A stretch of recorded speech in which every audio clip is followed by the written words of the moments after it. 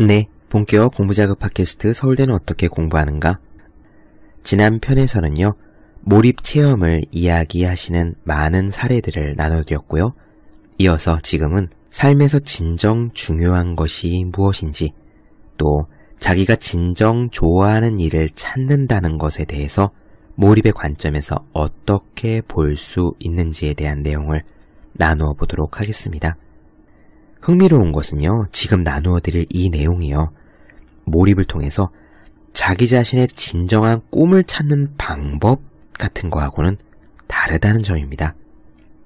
누군가 그런 말을 했었죠. 인생을 행복하게 사는 비결은 좋아하는 일을 찾는 것이 아니라 하고 있는 일을, 지금 하고 있는 일을 좋아하는 것이라고요.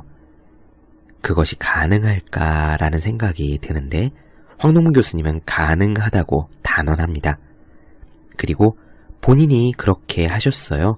전에 몰입편에서 사례를 말씀드렸지만 황동문 선생님은 처음에 다이아몬드의 생성 과정을 밝혀낼 때 몰입을 통해서 커다란 문제를 해결해내셨잖아요. 그 다이아몬드의 생성 과정이라는 과제는 그저 황동문 교수님의 전임자가 남기고 간 과제였습니다. 삶에서 진정 중요한 것이 무엇인가? 나는 왜 좋아하는 일을 찾지 못할까? 내가 진정으로 좋아할 수 있는 일은 도대체 이 세상 어디에 있는 것일까? 라고 고민을 하고 계시는 분들이 있으시다면요. 지금 나누어 드릴 이 편이 생각하고 음미해 볼 만한 그런 내용이 될 것이라 기대해 봅니다. 바로 이어가겠습니다.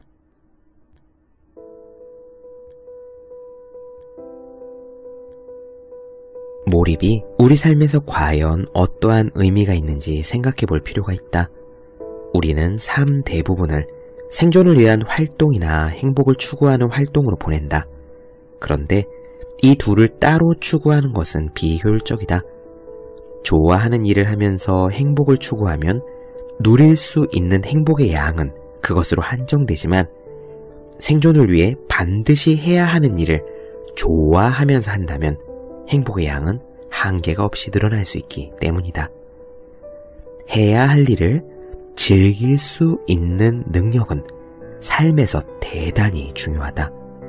그리고 이 능력은 하루아침에 얻어지는 게 아니라 오랜 기간에 걸쳐 조금씩 발달되는 능력이다.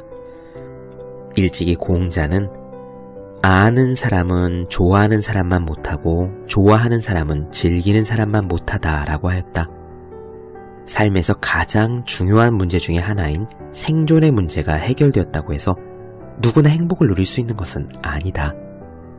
생존과 행복의 문제를 동시에 해결한 사람은 그다지 많지 않다. 정말로 운이 좋아서 생존과 행복의 문제를 동시에 해결했다고 치자. 그러면 삶의 문제는 모두 해결된 것일까? 그렇지 않다. 행복감도 일종의 결핍 욕구여서 행복감이 부족하면 그것을 간절히 추구하지만 일단 행복감이 충족되면 삶에서 행복 추구가 차지하는 비중은 줄어든다. 생존이 보장되고 행복을 느낀다고 해서 삶의 본질적인 문제까지 해결된 것은 절대로 아니다. 삶에서 우선순위를 차지하고 있는 생존과 행복의 문제가 해결되면 비로소 삶에서 진정 중요한 것들이 보이기 시작한다. 그러면서 그때는 평소에 잊고 지냈던 삶의 유한함이 커다란 비중으로 다가오는 것이다. 이 삶은 한시적이기 때문에 우리는 언젠가 반드시 죽게 마련이고 그래서 한 번뿐인 우리의 삶이 진정 소중하다는 사실을 깨닫는다.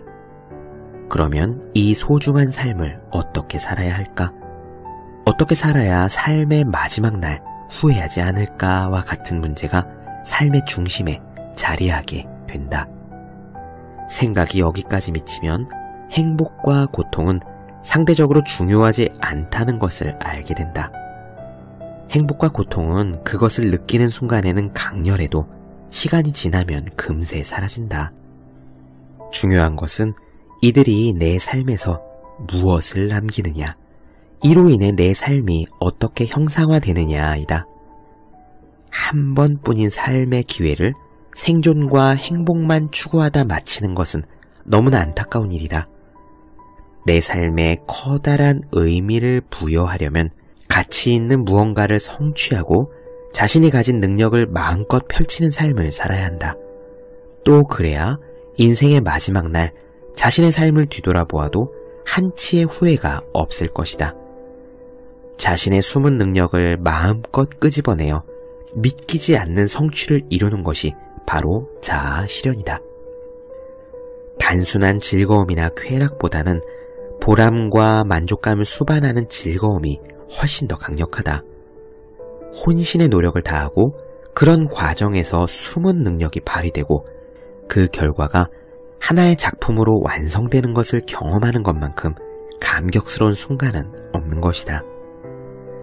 특히 그 결과가 세상을 좀 더 나은 곳으로 만드는 데 조금이라도 기여를 했다면 더 말할 나위가 없다. 성공한 사람들이 젊은이들에게 흔히 하는 조언 중에 내가 진정으로 좋아하는 일을 하라는 말이 있다. 그런데 많은 사람들이 이 말의 의미를 잘못 이해한다. 내가 몰입해서 연구할 때는 너무도 즐거운 나머지 이렇게 재미있는 것을 하는데 월급까지 받아도 되나? 라고 중얼거렸을 정도였다. 이때 나는 몰입이라는 개념을 몰랐을 때다. 단지 내가 전공한 재료공학이 재미있는 건 줄 알았다. 그래서 당시 유치원생이었던 아이들에게 너희가 나중에 크면 꼭 재료공학을 전공해라. 너무너무 재미있는 거다 라고 이야기까지 하곤 했다. 그때 만약 내가 젊은이들에게 한마디 조언을 해달라는 요청을 받았다면 나도 틀림없이 여러분이 진정으로 좋아하는 일을 하세요 라고 이야기했을 것이다. 그런데 사실 나는 대학과 대학원 시절에 전공이었던 재료공학이 적성에 맞지 않다고 생각해서 무척 괴로워했다.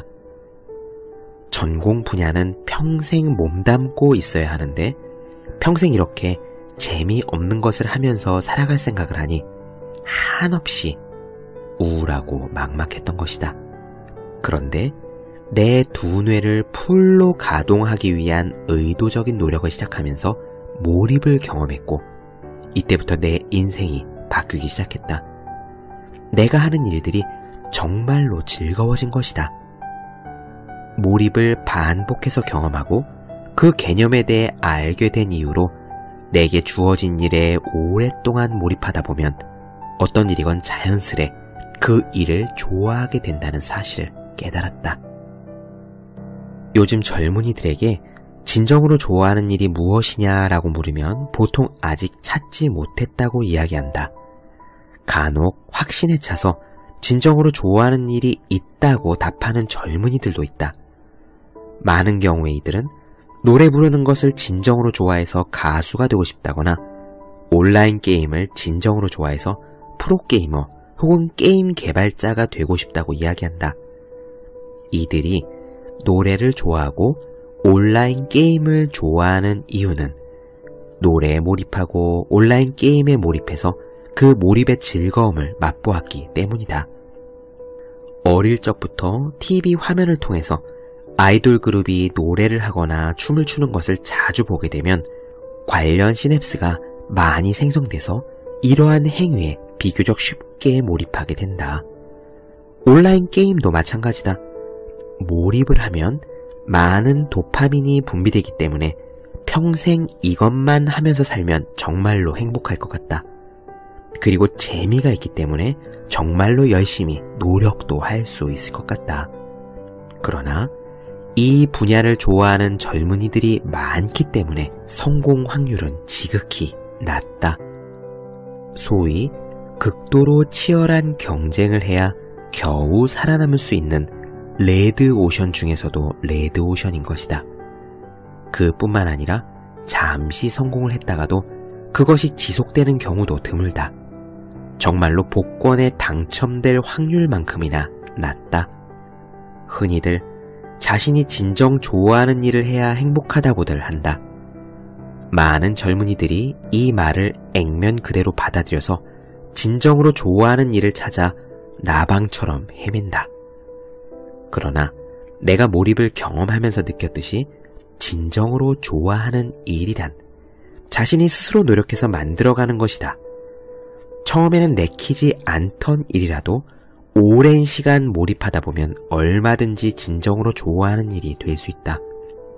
물론 선택할 기회가 주어진다면 자신이 더욱 쉽게 좋아하고 잘할 수 있는 일을 선택하는 것이 좋을 것이다. 하지만 일단 선택을 했으면 그것에 올인해서 진정으로 좋아하는 일로 만드는 것이 현명하다. 결국 후회 없는 삶이란 무엇을 하면서 살아가느냐의 문제라기보다는 어떤 태도로 살아가느냐의 문제이다.